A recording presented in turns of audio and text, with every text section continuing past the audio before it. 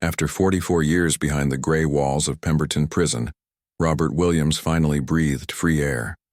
The autumn wind carried the smell of car exhaust and freedom as he stood on the cracked pavement. His thin shoulders hunched under the cheap jacket they'd given him that morning. The world looked different now. Cars moved faster. Buildings reached higher. Even the people walked with their heads down, staring at glowing screens in their hands. Robert's weathered hands gripped the brown envelope tight. Inside was 65 pounds and a bus ticket to his old hometown of Ashbridge. His release papers called it compensation for wrongful imprisonment. 65 pounds for 44 years. The math made his stomach twist. Just shy of £1 per year for stealing his life. When they locked him up, Robert was 22 years old with dreams of opening his own grocery shop. Now gray streaked his thinning hair, and his knees ached with every step. Margaret Maggie Thompson had been just 20 then too, with blonde curls and bright red lipstick. She'd sworn under oath that she saw him running from the scene. 3 people witnessed her pointing at Robert in the courtroom, her voice clear, and certain as she destroyed his future. The judge had banged his gavel. The jury took 30 minutes to decide. Guilty. Life sentence. No parole. Robert still remembered the satisfied smile on Maggie's face as they led him away in chains. He'd shouted his innocence until his throat was raw, but nobody listened. Years crawled by in that cell. Robert learned to paint from a fellow prisoner. He read every book the prison library owned, some twice. He taught himself to play chess and started helping other inmates learn to read. The guards called him Professor because he was always writing letters to lawyers, filing appeals, always fighting to prove his innocence. His mother died when he was 30. They let him go to her funeral in handcuffs, crying in chains behind a bulletproof glass as they lowered her into the ground. Nearly broke him. His sister stopped visiting after 5 years. "I can't watch you waste away in here," she'd written in her last letter. "I have children now. They need me here." But Robert never gave up hope. Every night before sleep, he pictured himself walking, free. He imagined finding Maggie and looking her in the eye. Would she have gray hair too? Would she remember what she'd done? Would she even care? Last year, everything changed. A DNA test finally proved what Robert knew all along. The evidence matched someone else entirely. A convicted murderer named Thomas Green had been the real burglar. Green died in prison 10 years ago, taking the truth with him until science caught up. The warden led Robert to his office that Tuesday morning. "Mr. Williams, we've received word from the court." The old man adjusted his glasses. "You're innocent, you're free to go." Free. The word echoed in Robert's mind as reality tried to catch up. Free. Now walking down Ashbridge High Street for the first time in decades, every shopfront told a story of passing time. Jenkins' Bakery was now Café Express. The old cinema had become a gym. But some things stayed the same. The bronze statue of the town founder still stood in the square, pigeons roosting on his shoulders as they had since Robert was a boy. Robert bought a cup of tea at the cafe and sat by the window.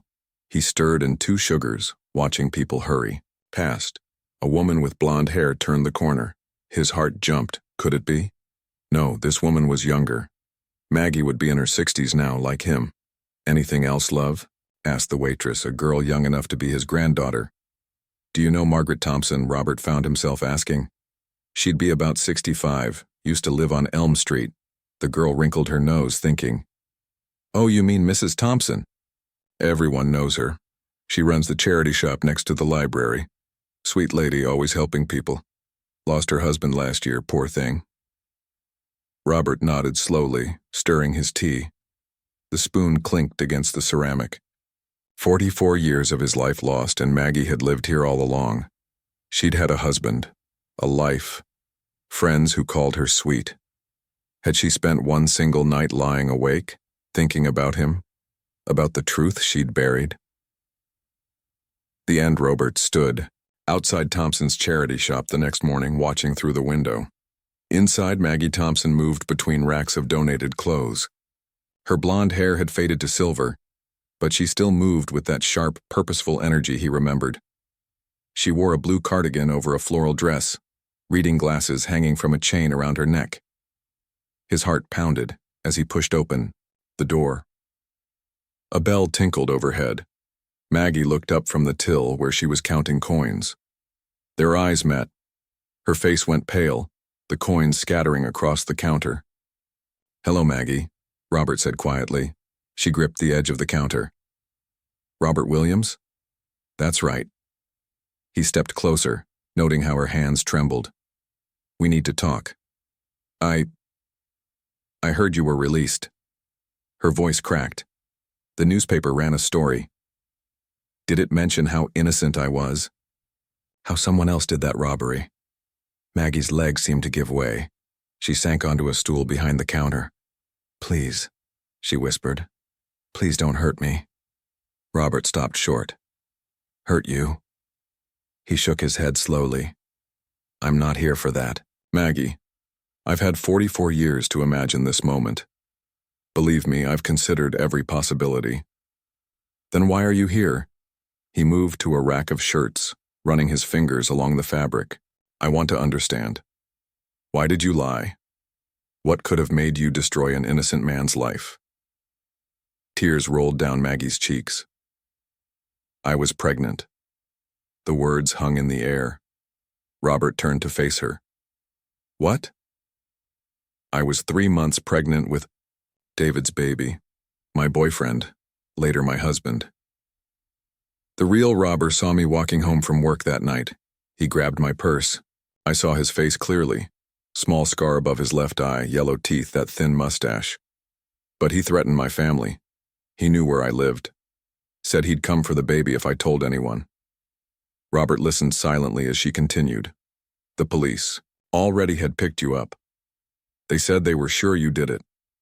They needed my testimony to make it stick. They promised to put me and David in protective witness program if I identified you. They said you had a record for small crimes anyway.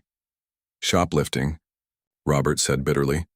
"I stole food when I was 15 because my mother lost her job." "I know it's not an excuse," Maggie sobbed. "I was scared, selfish. They made it sound like you were probably guilty anyway. I convinced myself it was okay." Robert moved to the window looking out at the busy street. "What about the real robber? Thomas Green. Small scar, yellow teeth, mustache. I found out years later he'd been caught for murder. Died in prison, just like you could have." The bell tinkled again. A customer walked in, an elderly woman with a shopping bag. Maggie wiped her eyes quickly. "Morning, Mrs. Peterson. Can I help you find anything?" The woman chatted about her granddaughter's wedding, needing shoes. Robert pretended to browse the bookshelves while they talked. When Mrs. Peterson left, they were alone again. "Did you have more children?" Robert asked. "2 daughters and a son. David died last year. Heart attack." She pulled photos from her wallet. Smiling faces, graduation gowns, grandchildren. "That's little Emma, she's 3. Robert looked at the happy family frozen in photographs. "And you've been running this shop all these years?" 32 years. Started it to help people. Thought maybe I could make up for what I did to you." "Make up for it?" Robert's voice rose. The old anger stirred, but he took a deep breath. Prison had taught him control. "Maggie, you can't donate enough used clothes to make up for 44 years of stolen life." She flinched. "I know that. I've known it every single day." "Good." He set down the book he was holding. "Tomorrow at 10 a.m., I want you to meet me at the library. There's something we're going to do together." "What?" "We're going to tell the truth." The end. The next morning, Robert arrived at Ashbridge Library at 9:45. He'd spent the night walking the streets of his old town, remembering every corner. Now he stood by the steps, watching Maggie approach.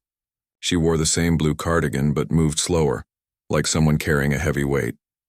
"I wasn't sure you'd come," he said as she reached him. "I almost didn't." She clutched her handbag tighter. "My daughter Sarah called last night. She wanted to know if I was okay. I told her I was meeting an old friend." They climbed the steps together. Inside, the library smelled like old books and floor polish. Sandra Miller, the head librarian, looked up from her desk. "Mr. Williams, back so soon, and Maggie, what brings you both here?" "We need to use your community room," Robert said. "For something important." Sandra smiled warmly. She remembered Robert from when he was young. Back then, he'd checked out books every week. "Of course. Want me to put out some chairs?" "Maybe 50, Robert said. "And could you call the local newspaper? Ask them to send someone." Sandra's eyebrows raised, but she nodded. "The Ashbridge Gazette. I'll ring them now." While Sandra made calls, Robert and Maggie set up chairs in the community room. The morning sun streamed through tall windows. Maggie placed chairs in rows while Robert unfolded a small table at the front. Neither spoke much. The task felt heavy with unspoken words. By 10:30, people trickled in. First came James Mitchell from the bakery, then Emma Walsh, who taught at the primary school. Soon, 50 chairs filled with curious faces. Some remembered Robert from before, his arrest. Others knew only the stories their parents told. A young reporter with thick glasses sat up at the back. He'd heard this meeting might be news. Robert stood at the front. His voice shook at first. "My name is Robert Williams.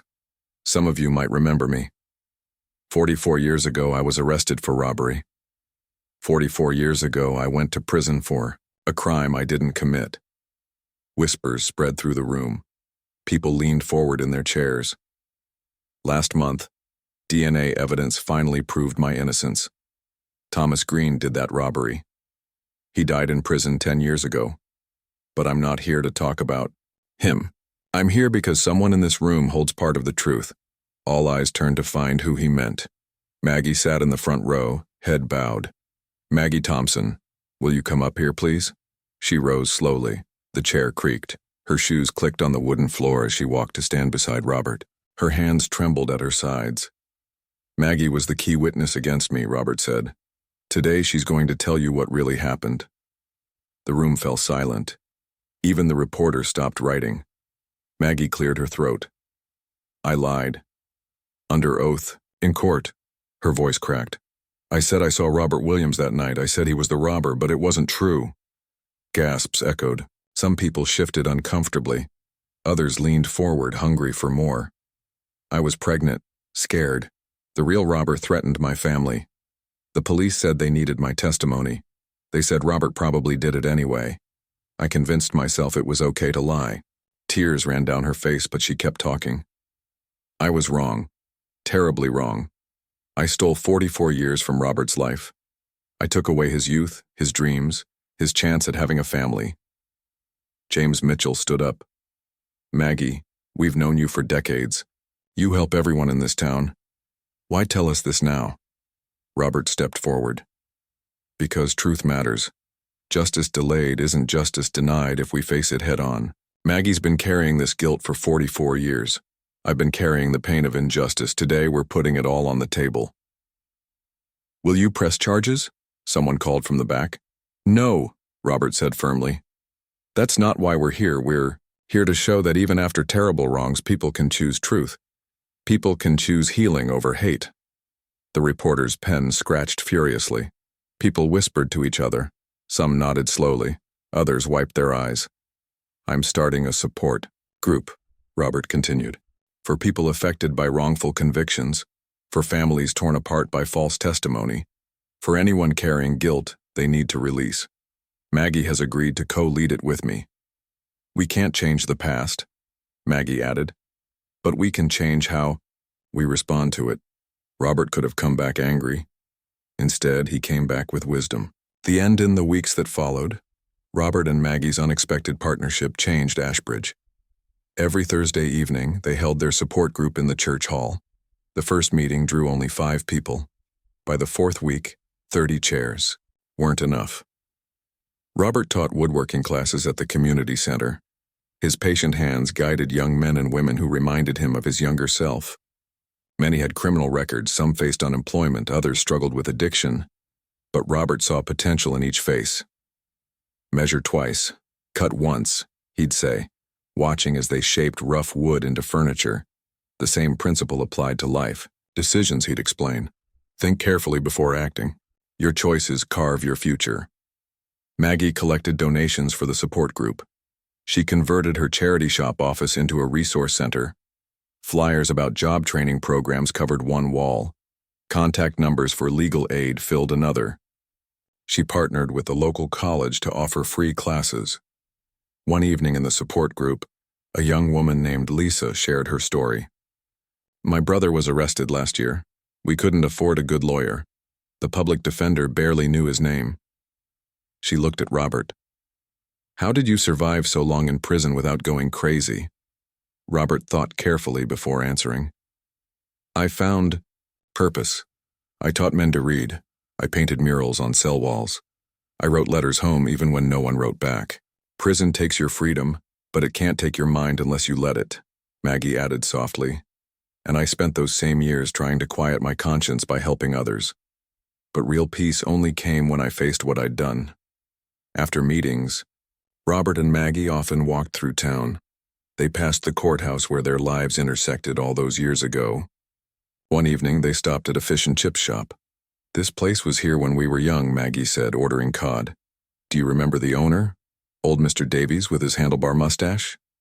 His son runs it now, Robert noticed the younger. Davies behind the counter. Time keeps moving, whether we're part of it or not.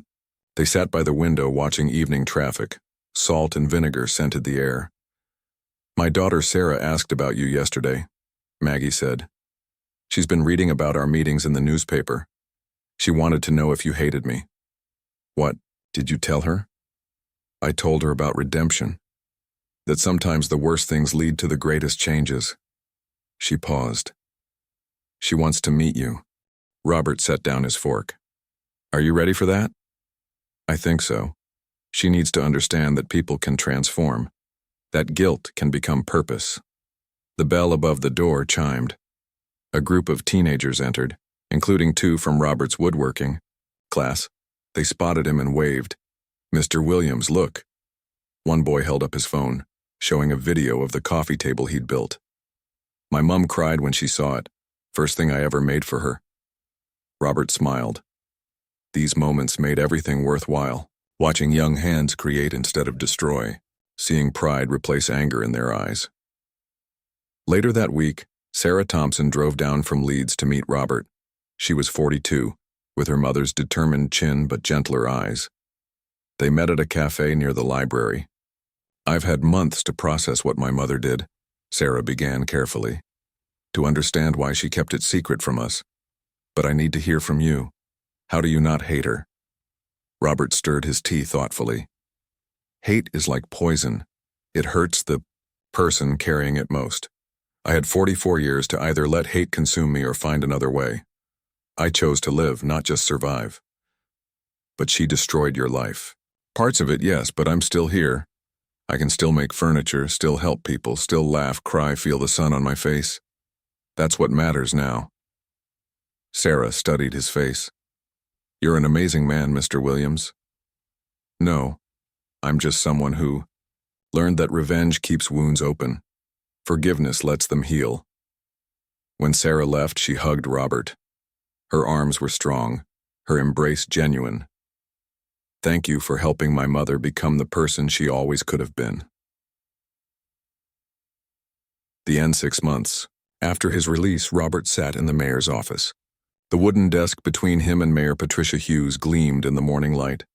Maggie sat beside him, her charity shop work forgotten for this important meeting.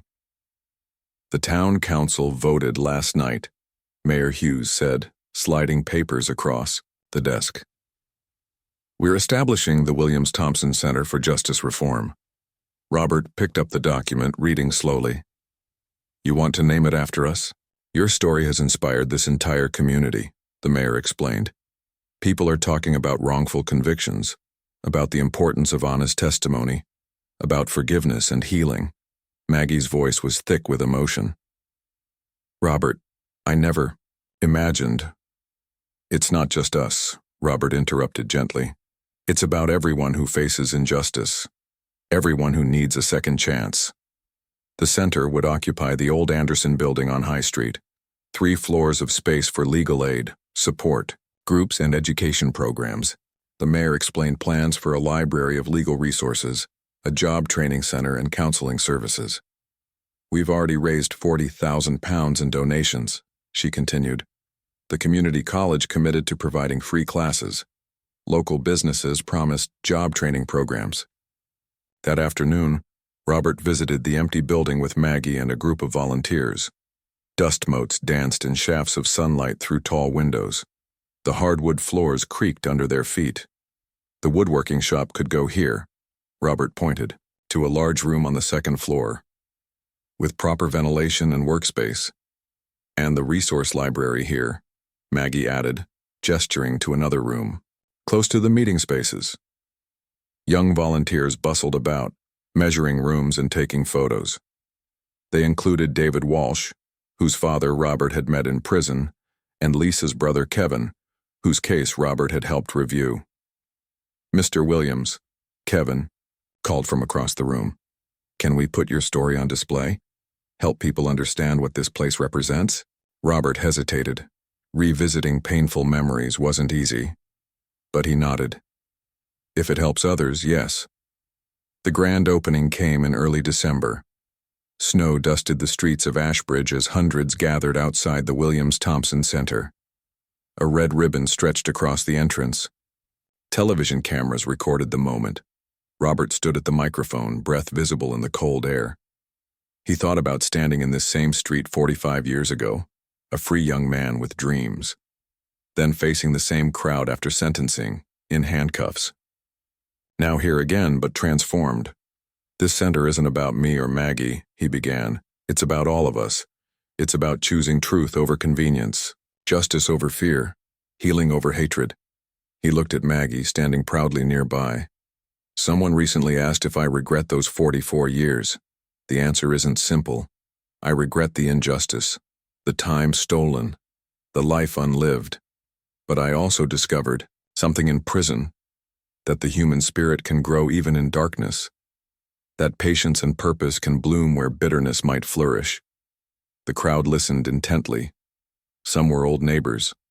Others had come from surrounding towns, drawn by news coverage. "This center will help people fight wrongful convictions," Robert continued. "But equally important, it will help people like Maggie, those carrying guilt from past mistakes. Because freedom isn't just about opening prison doors. It's about opening hearts." Maggie stepped forward. "I spent decades trying to ease my guilt through charity. But real redemption came through truth, through facing the person I'd wronged, through discovering that forgiveness, not revenge, breaks cycles of pain." After the ribbon cutting, people toured the center. The woodworking shop already contained half-built furniture projects. The library held law books and stories of successful appeals. Meeting rooms waited for support groups and counseling sessions. In the main hall, a simple plaque read, "To those seeking justice, truth, and healing, may this place light the way forward." As the day ended, Robert found himself alone in the center. He ran his hand along a wooden railing he'd built, thinking about all the hands that would grip it in years to come. People entering in fear, leaving with hope.